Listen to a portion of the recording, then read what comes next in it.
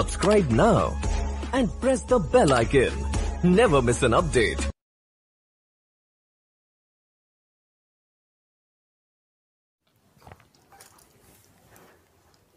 Hello, सुप्रभात, नमस्कार। मेरा नाम पीहू है। मेरा आज का विषय हिंदी भाषा और उसका विकास है। हिंदी भाषा और उसका विकास, इसमें प्राचीन भारतीय आर्य भाषाएं हैं जिसकी समय सीमा 1500 ईस्वी पूर्व से 500 ईस्वी पूर्व तक है और मध्यकालीन भारतीय आर्य भाषाएं 500 ईस्वी पूर्व तक 1000 ईस्वी पूर्व तक। आधुनिक भारतीय आर्य भाषाएं, इसकी समय सीमा है 1000 ईस्वी पूर्व से अब तक।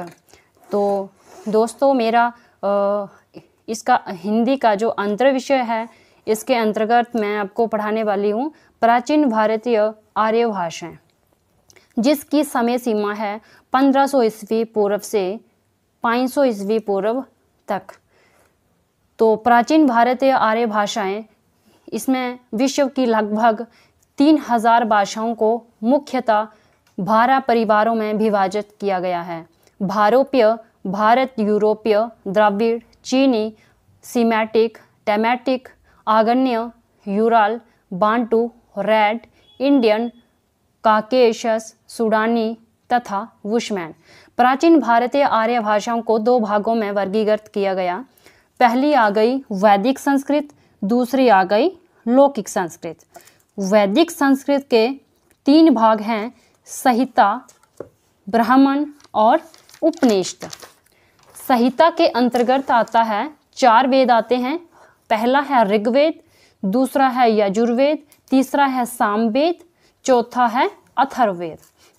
ऋग्वेद के अंतर्गत ये संस्कृत का जो है वो प्राचीन ग्रंथ है, पुराना ग्रंथ है। इसमें 10 मंडल, 1028 सूक्त एवं 10,580 रचनाएं हैं। इस वेद में देवताओं की स्तुतियों से संबंधित श्लोक हैं। और यजुर्वेद, दूसरा आ गया यजुर्वेद। यजुर्वेद संहिता में केवल मंत्र भाग संग्रहित हैं। तीसरा आ गया सामवेद। सामवेद में इसमें सोम यज्ञ में बीना के साथ गाए जाने वाले सूक्तों को गेय पदों के रूप में सजाया गया है। अथर्ववेद, चौथा आ गया अथर्ववेद। इसमें जन साधारण में प्रचलित मंत्र तंत्र टोने टोटकों का संकलन है। पहली आ गई संहिता, दूसरी आ गई ब्राह्मण। ब्राह्मण में आता है, प्रत्येक संहिता के अपने अपने ग्रंथ होते हैं। ब्राह्मण में आ गया कि वेद, इनके वेद थे ऋग्वेद, शुक्ल यजुर्वेद, कृष्ण यजुर्वेद, सामवेद, अथर्ववेद। ऋग्वेद में आएगा ऐतरेय ब्राह्मण, शुक्ल यजुर्वेद में आएगा शतपथ ब्राह्मण, कृष्ण यजुर्वेद में आएगा तैत्तिरीय ब्राह्मण, सामवेद में आएगा तांडव अथवा पंचविश ब्राह्मण, अथर्ववेद में आता है गोपथ ब्राह्मण।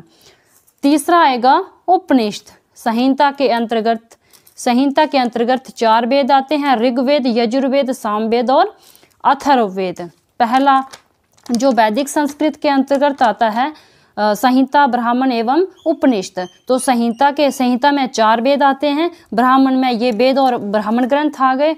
और तीसरा उपनिषद आ गया। उपनिषद के अंतर्गत जो है वो उपनिषद ब्राह्मण ग्रंथों के अंतिम भाग है। उपनिषद जो है वो ब्राह्मण के जो ग्रंथ थे उनका अंतिम भाग है। तो उपनिषद की संख्या जो है वो 108 है, परंतु इनमें 12 उपनिषद ही शेष हैं, मुख्य हैं।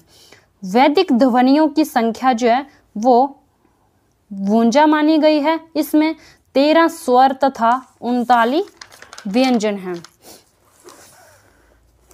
इसमें स्वर है अ, आ, ई, उ, उ, ऋ, ल, ए, ओ, ए, औ। ये इसके स्वर हैं और ये व्यंजन है।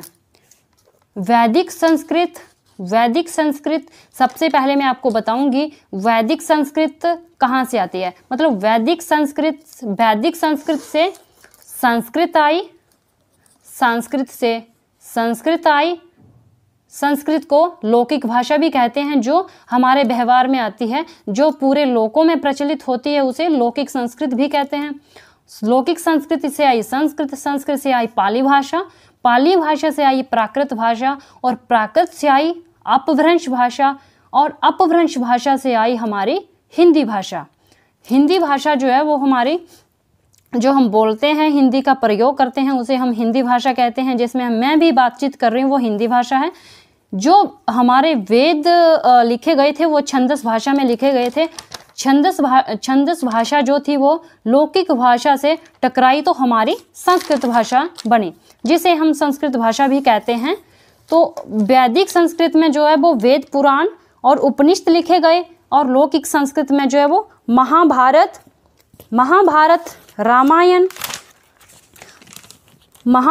रामायण लिखे गए।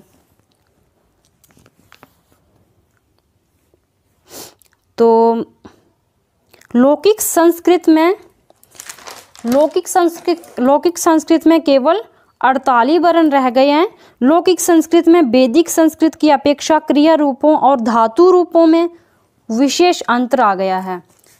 मैंने आपको प्राचीन भारतीय आर्य भाषा, मध्यकालीन भारतीय आर्य भाषा, आधुनिक भारतीय आर्य भाषाएं, मैंने इन तीनों भाषाओं के ये हमारी में 3 भाषाएं हैं। मैंने 3 भाषाओं में से आपको एक भाषा जो है वो पढ़ाई है, प्राचीन भारतीय आर्य भाषा है। प्राचीन भारतीय आर्य भाषा ये मेरा अंतर विषय है। अब मैं दूसरी वीडियो में आपको मध्यकालीन भारतीय आर्य भाषा के बारे में पढ़ाऊंगी। तब तक मेरा आप सबको नमस्कार, सुप्रभात।